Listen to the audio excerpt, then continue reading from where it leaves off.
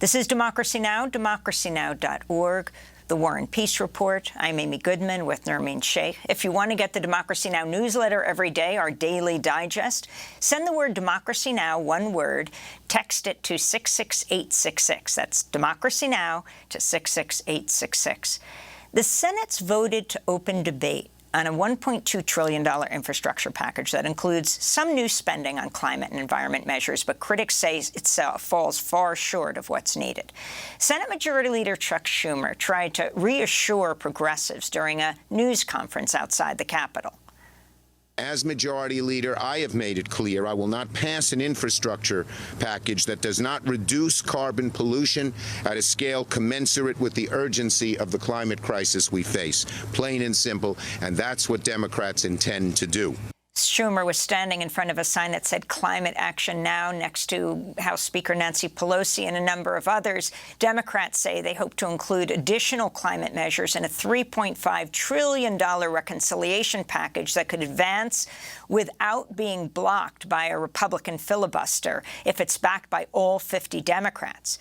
But now Democratic Senator Kyrsten Sinema, the lead Democratic negotiator for the infrastructure deal, said Wednesday she will reject the $3.5 trillion proposal. Republican Senate Minority Leader Mitch McConnell called her, quote, very courageous, while Democratic Congressmember Rashida Tlaib wrote on Twitter, Sinema seems not to care that her own state is flooding, the West is burning, and infrastructure around the country is crumbling. Sinema is more interested in gaining GOP friends and blocking much-needed resources and fighting for her residents' future, Rashida Tlaib said.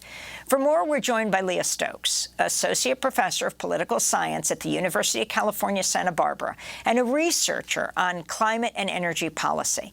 Her piece out in The Atlantic magazine is headlined, The Infrastructure Bill Won't Cut It on Climate. Welcome back to Democracy Now! Professor, when we last spoke to you in June, the Senate was still trying to reach a bipartisan agreement on a new infrastructure plan. Now it looks like they've announced a deal. But in your new piece, you write it's insufficient to address the climate crisis and say we can't address a small sliver of our carbon pollution and call it a victory. Can you start off by going through what people in this country are confronting, the fires, the droughts, the flooding, as well as its connection to around the world from Siberia and beyond? Absolutely.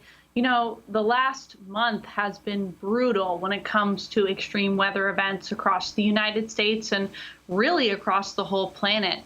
We saw at the end of June record heat temperatures in places like Portland and Seattle, just smashing records, you know, buckling roads, killing more than 800 people. Likely that number will go up the more we learn.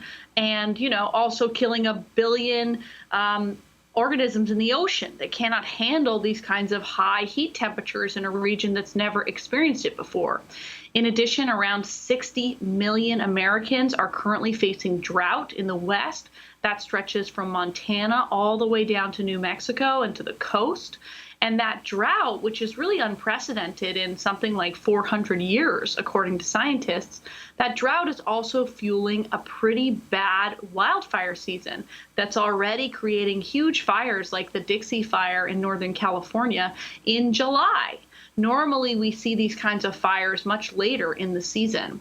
And then we've also seen devastating extreme precipitation events, which has led to flooding in places like the New York subway system, highways in Detroit, parts of Texas.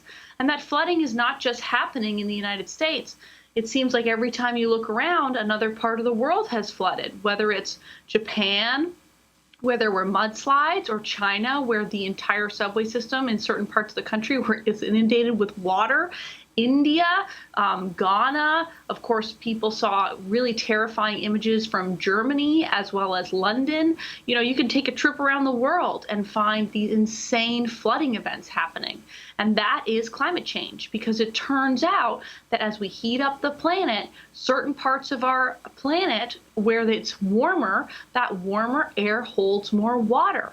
And so scientists have been telling us for a long time that these extreme downpours leading to rapid flooding is something that's going to happen under the climate crisis. So it's been a very tough month, I think, for people all around the planet. So, Professor Stokes, talk about what you think needs to be done. What is it? You've argued that the U.S. at least has to move to 80%, go up to 80% clean electricity in the next decade. What are the other climate investments that need to be made here? And what would you like to see elsewhere in the world? Well, President Biden put forward a pretty good plan at the end of March to address the climate crisis. It's called the American Jobs Plan, and it was a plan to spend something between $2 and $3 trillion on the climate crisis. And that's really what I want to see enacted into law through the budget reconciliation process that Majority Leader Schumer was talking about in your clip. That's the process where we can go forward with 50 votes in the Senate. What would be in that big climate bill that we hope to pass later this summer alongside the bipartisan bill? Well, first, we would need to clean up our electricity system. We want to get to 80% clean power by 2030. That's double the amount of clean power we have today, and it would massively cut carbon pollution, as well as nitrous oxide, sulfur dioxide, particulate matter, what we call conventional air pollution, things that make people sick. So that's a really important thing, and we can do that through two policies. First, extending these tax credits for renewables, as well as other clean technologies. And second, through a clean electricity standard, a policy that says to utilities, hey, you got to get cleaning up your system. You have to be hitting that 80% clean target by 2030. And the good news is that the White House and Schumer and people like Pelosi in the House have been very clear that these are top line items, that they will be working to get those in the package. Now, we've got to do the same thing for transportation and for buildings, for other parts of our economy that create a lot of pollution. We can clean up transportation through things like electric buses and the school buses, as well as public transit, electric vehicles, charging infrastructure. We can clean up our buildings through things like programs that help people buy an induction stove or a heat pump. And all of these policies will actually drive down emissions while also investing in everyday American people and job creation in this country. So that's really the vision that I think we need to see from Congress this summer. And so in that thing, could you talk about what the budget reconciliation package, the $3.5 trillion that Senator Bernie Sanders, in his role as the head of the Budget Committee, has been working on, what the status of that is and what you think that might achieve? Absolutely. So that package, which would be a very bold investment in the American economy, that package is a combination of two plans that the Biden administration put forward. The American Families Plan, which focuses on things like health care and child care, really important investments, alongside the American Jobs Plan, which I mentioned was a very big, bold climate package that President Biden put forward earlier this year. So it's a combination of investing in people and their health, investing in the planet, investing in job creation. It's a really good idea. So what exactly is in that package? We don't know yet. That's been negotiated for the past several weeks. But Majority Leader Schumer has suggested, as has Senator Sanders, that perhaps next week we will start to have votes on that bill moving forward. And that is where we would find the clean electricity standard, those tax credits for renewables that I talked about, things like a civilian climate corps that the Sunrise Movement has been pushing for, investments in clean buildings, investments in clean transit, funding for worker transition, funding for rural co-ops. So these are electric co-ops who have some challenges and need to retire their fossil fuel debt, and so on and so forth, including important investments in environmental justice and cleaning up our polluted air. So that's the big, bold package. And there's a lot of things that we have to do if we want to get on top of clean air as well as the climate crisis. This is Senator Sanders talking about investing in a civilian climate corps. We're going to put many, many billions of dollars in a civilian climate corps. Now, you know what that means? We're going to give them decent salaries and educational benefits, whether it's the ability to go to college or pay off their debt, in order to get involved, rolling up their sleeves, whether it's dealing in California with forest issues, whether it's weatherization in homes, whether it's working for the Park Service, whatever it may be. Young people will have the opportunity to lead our country and the world in saving this planet. I'm very excited about that. So that's Senator Sanders. He's actually speaking there to Congressmember Ro Khanna.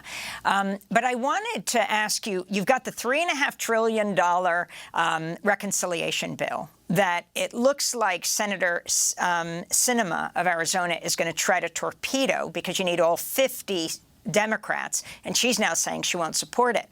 And Nancy Pelosi says she will not consider the deal, the bipartisan deal, unless they also vote on the $3.5 trillion. So let's go to the bipartisan deal that was just voted on last night to at least open debate. In response to the Senate vote on the infrastructure bill Wednesday, Greenpeace USA's climate campaign director, Janet Redmond, said in a statement, "This looks like the Exxon infrastructure bill corporate lobbyists were persuading their contacts in Congress to pass.